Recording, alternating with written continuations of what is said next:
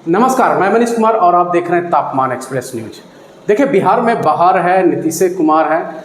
ऐसा हम इसलिए कह रहे हैं क्योंकि जदयू के कार्यकर्ता तमाम यही कह रहे हैं कि बिहार में तो बहार है और नीतीश कुमार है। लेकिन जब एनडीए की बात करें तो पहले तो विपक्ष के तरफ से अपराध पे कहीं ना कहीं सत्ता पक्ष पे आरोप लगते आ रहा है नीतीश कुमार के ऊपर कि क्राइम की संख्या, अगर हम जुलाई की बात करें तो समथिंग 50 हत्याएं हो चुकी है। लेकिन अब साथ ही साथ सहयोगी दल भी सवाल खड़ा कर रहे हैं। चिराग पासवान एलजेपी-आर के जो अध्यक्ष हुए वो सवाल खड़ा कर रहे हैं। हमारे साथ बातचीत करने के लिए डॉक्टर जितेंद्र हैं, प्रदेश प्रवक्ता हुए जदयू के। सर, सबसे पहले कैसे देख रहे हैं, पहले तेजस्वी उसके बाद चिराग बयान को कैसे आप देख रहे हैं? तापमान एक्सप्रेस के तमाम दर्शकों का मैं स्वागत करता हूं, अभिनंदन करता हूं।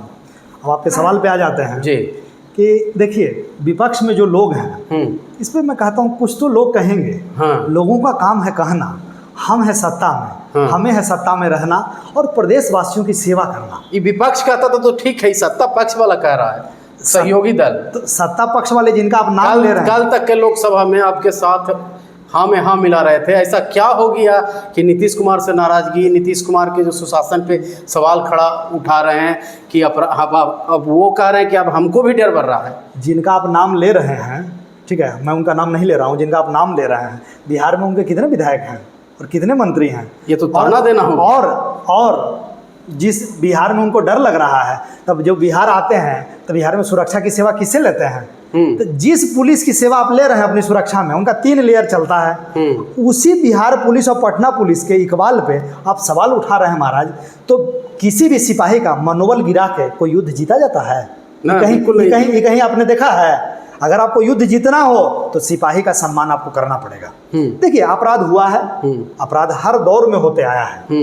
ये रूटीन क्राइम को कोई नहीं रोक सकता है, रूटीन जो क्राइम है। और बिहार में हाल के दिनों में जो कुछ घटनाएं घटी है वो पर्सनल एनिमिटी का बहुत बढ़िया उदाहरण है। जैसे मैं 2-3 घटना का रेफरेंस आपको देता हूं। मैं पटना सिटी में एक वकील की हत्या हो गई।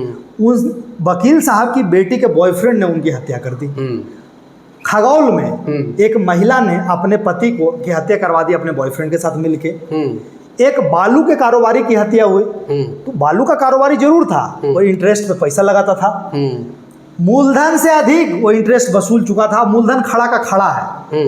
तो भाई, तो शोषण का ये सब रूप है। तो आप अगर सोचिए, आपने 1 लाख किसी को दिया, मूलधन आप स्टैंड कर रहा और 1 लाख से अधिक आप इंटरेस्ट वसूल चुके हैं। और जो इंटरेस्ट में पैसा लगाता है उसका नेचर क्या होता है, ये कोई नेचर और सिग्नेचर बताने की जरूरत है? तो भाई, इस तरह का आप पर्सनल काम दुश्मनी लीजिएगा तो भाई इस तरह की घटनाएं होती है। ठीक है, फिर भी हम लोग देखिए, जो घटनाएं घट जाती है उस पर बहुत चर्चा होती है। पुलिस और इंटेलिजेंस के सक्रियता से, मुस्तैदी के कारण बहुत सारी घटनाएं रुक जाती है। इस पे कोई चर्चा नहीं करता है। आज अगर आप रात में 12 बजे निकल जाते हैं तो उसी पुलिस और नीतीश सरकार के भरोसे न निकलते हैं कि भाई हम सुरक्षित घर लौटेंगे। बिल्कुल। बिहार उस दौर में भी रहा है जब शाम के बाद लोग निकलते नहीं थे। ठीक है, हमारे शासन के दौर में गोपाल खेमका जी का मर्डर हो जाता है, मान लिया, हमें हमारा फेलियर है ये, हम सत्ता में बैठे हैं, हम उस जिम्मेदारी से नहीं भाग सकते हैं। हम सत्ता में बैठे हैं, हमारा काम है एक्ट करना, विपक्ष का काम है रिएक्ट करना। लेकिन गोपाल खेमका जी अगर रात में 11 बजे घर लौट रहे हैं तो ये विश्वास तो उनके भी मन में होगा। तो यही विश्वास तमाम बिहार वासियों के मन में होगा। अब सत्ता के साथ जो लोग बैठे हैं और वो सवाल उठा रहे हैं इस तरह का, जो केंद्र में कैबिनेट में है, तो आपको बता दें कि जो लोग सरकार में होते हैं, कैबिनेट में होते हैं, जो मंत्री परिषद में शामिल होते हैं, उसका काम है सामूहिक उत्तरदायित्व के सिद्धांत का पालन करना। यह सामूहिक उत्तरदायित्व यानी कलेक्टिव रिस्पॉन्सिबिलिटी का सिद्धांत यहाँ पर ब्रीच कर रहा है। उनको, माननीय मंत्री जी को कलेक्टिव रिस्पॉन्सिबिलिटी का सिद्धांत को जाके पढ़वाइए। संभवतः उनको पढ़ने का, ये रिस्पॉन्सिबिलिटी पढ़ने का फुर्सत नहीं मिला होगा। ठीक है, वो बहुत नारा देते हैं बिहार फर्स्ट और बिहारी फर्स्ट, और खाली वो नारा देते हैं और स्टंटबाजी करते हैं। बिहार के लिए अगर कोई एक लोकप्रिय काम किया होगा तो हमको बता दीजिए आप। 2014 से माननीय मेंबर ऑफ पार्लियामेंट हैं आप, 14 से 24 आ गया, 25 आ गया, 11 साल हो गया। 11 साल में 11 को काम जोड़वाइए ना भाई, जिसको हम नाम लें बिहार के लिए। तो तो आप केंद्र में मंत्री हैं महाराज, लगातार मंत्री आप हैं, और 11 को आप तो पत्रकार हैं जी, आप इन खबरों को और नजदीक से देखते हैं, आप उनका 11 को काम जुड़वा दीजिए जो हम आपके सामने आपके कैमरे पे बोल सके। देखिए कुछ लोगों का काम है इस तरह का शिगुफा छोड़ना। हमारे माननीय मुख्यमंत्री जी कुछ बोलते नहीं हैं, काम करने में विश्वास रखते हैं। हमारे माननीय मुख्यमंत्री जी कहते हैं सत्ता सेवा के लिए मिली है, कुछ लोग इसको धनार्जन का माध्यम बनाते हैं। तो वैसे लोग ही होटवार जेल की शोभा बढ़ाते हैं और कैदी नंबर 100 बनते हैं। ठीक है, तो सही से जांच हो जाएगी ना तो सार्वजनिक जीवन में रहने वाले कई लोग बेऊर में मिलेंगे और तिहाड़ में मिलेंगे। हमारे माननीय मुख्यमंत्री जी 20 साल लगभग 20 साल से माननीय मुख्यमंत्री हैं, लगभग 50 साल का सार्वजनिक जीवन है। कोई माई का लाल एक पैसे का आरोप नहीं लगा सकता है। हम लोगों ने करोड़ों नौकरियां बांटी है, चाहे केंद्र में हो मंत्री, कृषि मंत्री, रेल मंत्री या बिहार में मुख्यमंत्री। कोई माई का लाल एक धूर खेत लिखवाने का आरोप नहीं लगा सकता है। हमारे माननीय मुख्यमंत्री जी स्वयं इस बात को बोले हैं, कोई मैंने अगर किसी को नौकरी दी हो तो मैं राजनीति से त्याग पत्र दे दूंगा, इस्तीफा दे दूंगा और सार्वजनिक जीवन में कभी लौट कर नहीं आऊंगा। ये हमारे माननीय मुख्यमंत्री जी का इकबाल है। एक बात और समझना चाहेंगे कि कल तक के आप लोग कह रहे थे महागठबंधन में फूट है, अब तो साफ साफ देखने को मिल रहा है एनडीए में ही फूट देखने को मिल रहा है। अपने ही सरकार के, अपने ही अलायंस के खिलाफ इस तरीका का बयान कि बिहार में इतना अपराध बढ़ चुका है कि अब हमें भी डर लगने लगा है। देखिए बिहार में बाहर है और नीतीश कुमार तो आप कह रहे हैं ना, लेकिन आपका सहयोगी दल अब हम सहयोगी दल पे आ जाते हैं। फिर से मैं कहूंगा एनडीए में करार है और विपक्ष बेकरार है। एनडीए में करार है और विपक्षी दलों में इंडी गठबंधन में दरार है। और आप जो बात आप जिनकी कह रहे हैं ना, तो उनके बीच में भी बेचैनी है, प्रेशर पॉलिटिक्स है। जब चुनाव होता है तो सीट के लिए प्रेशर ग्रुप भी काम करता है ना, तो आप बेहतर समझ रहे हैं किस चीज के लिए। अच्छा, जब चुनाव नजदीक आता है, सीट के लिए, यानी जब चुनाव नजदीक आता है नीतीश कुमार की छवि को खराब करने का। देखिए नहीं, ये हर दल जो भी छोटा दल है वो चाहता है कि अधिक से अधिक उसको मिले, सीट मिले अधिक से अधिक। तो भाई ये प्रेशर पॉलिटिक्स है, ये कोई नया हो रहा है। ये हम लोग पिछले वर्षों से देखते हैं, दशकों से देखते आ रहे हैं। तो सीट के लिए भाई खींचताना रस्सा कैसे, लेकिन हमारे एनडीए में समय रहते सब कुछ फिक्स हो जाएगा। और देखिए एक बात हम कहते हैं, घर में गार्जियन होता है, बड़े बुजुर्ग होते हैं, ऐसे ही एक गार्जियन हमारे माननीय मुख्यमंत्री जी हैं बिहार में, और ऐसे ही गार्जियन हमारे यशस्वी प्रधानमंत्री नरेंद्र मोदी जी हैं, जिनके हनुमान आप जिनकी चर्चा कर रहे हैं। तो हमारे यहाँ तो गार्जियन है, और विपक्ष में इंडी गठबंधन में कौन गार्जियन है? तेजस्वी दूल्हा बनना चाहता है और साहवाला पते नहीं है, और उसको कोई दूल्हे नहीं मान रहा है। बताइए, अरे तेजस्वी से बड़ा बड़ा लीडर ना है जी दूसरे दलों में। इस बार तो महागठबंधन के लोग कह रहा है कि अब इस बार हनुमान ही आग लगा देंगे सत्ता पक्ष के लोगों में।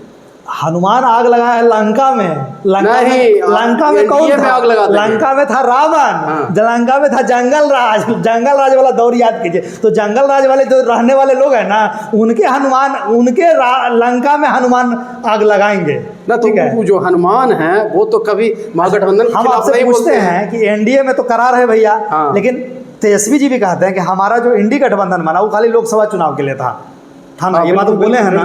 तो ये सिर्फ तेजस्वी जी ये भी कहते हैं कि नीतीश कुमार के बाद हम मुख्यमंत्री होंगे। अच्छा भाई, हम कहते हैं कि मुख्यमंत्री जी का आधा दर्जन कैंडिडेट है।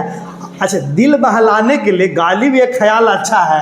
आपको मुंगेरी लाल के सपने देखने का अधिकार तो सबको ना है भैया। बिल्कुल। अब वो पिछले 10 साल से सपना देख रहे हैं। अरे वो डिप्टी सीएम भी बने थे तो हमारे मुख्यमंत्री जी की कृपा से बने थे। अरे उनको हम लोगों ने 2 बार मौका दिया, गड़बड़ सड़बड़ करने लगे। उनके माता पिता जिस लाइन पे चले थे, पद चिन्हों पे चले, उन्हीं के पद चिन्हों पे वो चलने लगे। अरे हम लोग तो भाई युवा समझ के उनको मौका दिया कि भाई अपना चाल चरित्र और चेहरा बदलेंगे, माननीय मुख्यमंत्री जी को अपना गुरु मानेंगे और उन्हीं के पद चिन्हों पे चलेंगे।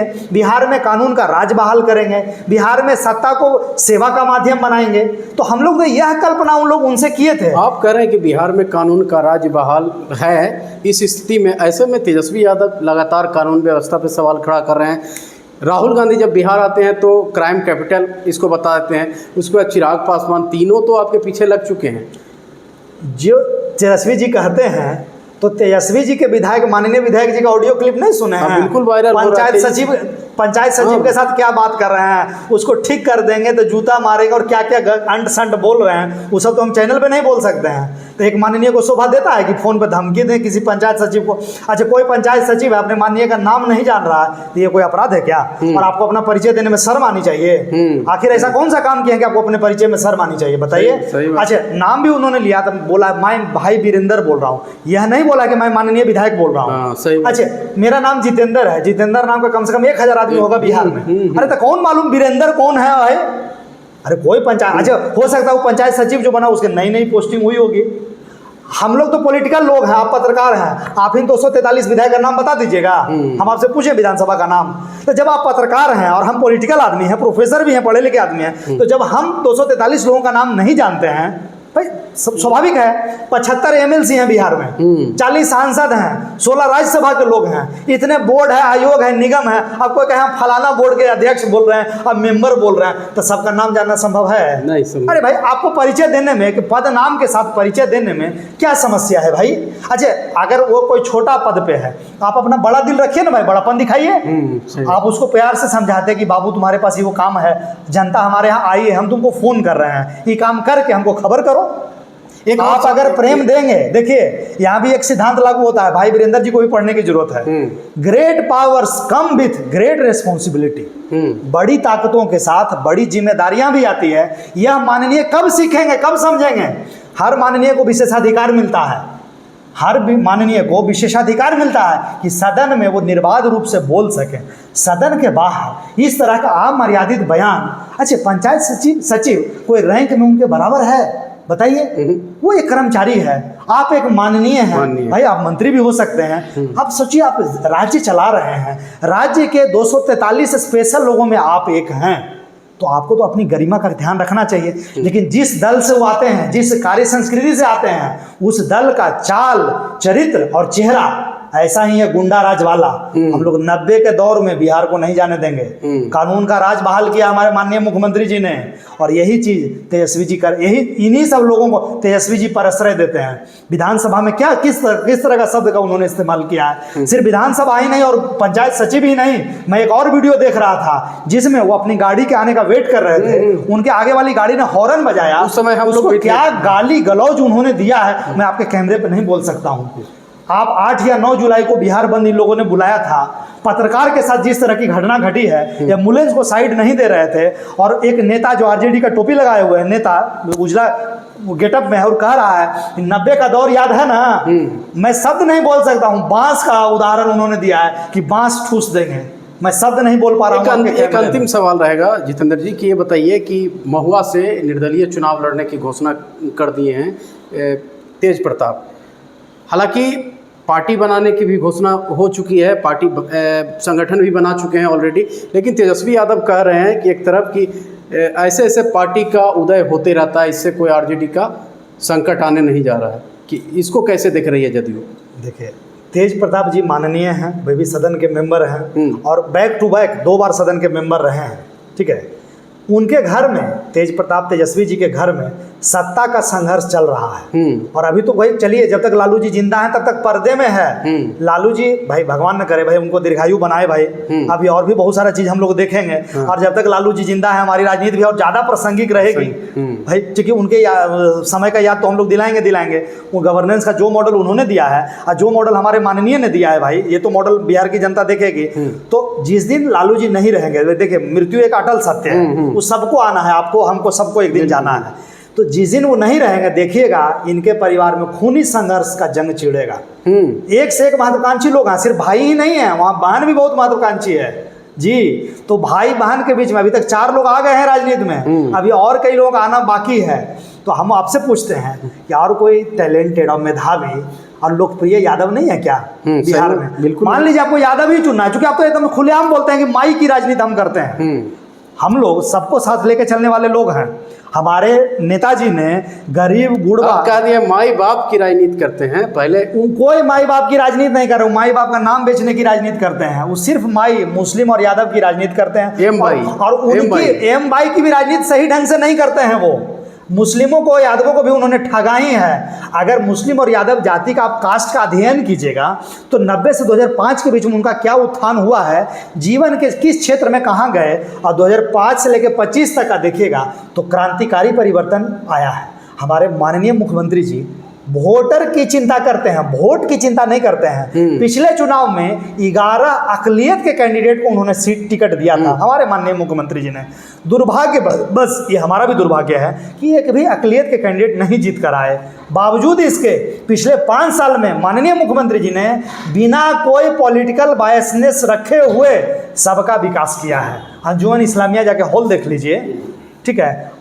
हम लोगों ने कब्रिस्तानों की भी घेरेबंदी करवाई है, मस्जिदों की भी घेरेबंदी करवाई है, और सबके लिए काम किया। जो हमने सड़कें बनवाई, बिजली की सुव्यवस्था की, गली बनवाया, नली बनवाया, जो हमारे साथ निश्चय है उसके तहत हम लोग कोई भेदभाव करने वाले लोग नहीं हैं। जिस तरह से सूर्योदय होता है और सूर्य का प्रकाश सभी व्यक्ति को बराबर मिलता है, चाहे वो किसी भी कास्ट का हो, क्रीड का हो, रिलीजन का हो, प्रदेश का हो या किसी देश का हो, कोई भेदभाव सूर्य नहीं करता है, बादल कोई भेदभाव नहीं करता है। ठीक उसी तरह हमारे माननीय मुख्यमंत्री जी कोई भेदभाव नहीं करते हैं। चलिए, हमारे साथ थे डॉक्टर जितेंद्र, जिन्होंने हमारे सारे सवालों का जवाब दिया। इन्होंने ये भी कहा कि देखिएगा अभी आरजेडी में बहुत बड़ा खेल होने वाला है जब तक कि लालू यादव हैं। हालांकि इन्होंने लालू यादव को दीर्घायु होने की भी कामना की है, लेकिन साथ ही साथ कहीं ना कहीं जो परिवार में कलह चल रहा है, वर्चस्व की लड़ाई चल रही है, ऐसे में इनका कहना है साफ शब्दों में कि अभी जब लालू जी नहीं रहेंगे तो आने वाला समय और भी विकराल देखने को मिलेगा। साथ ही साथ इन्होंने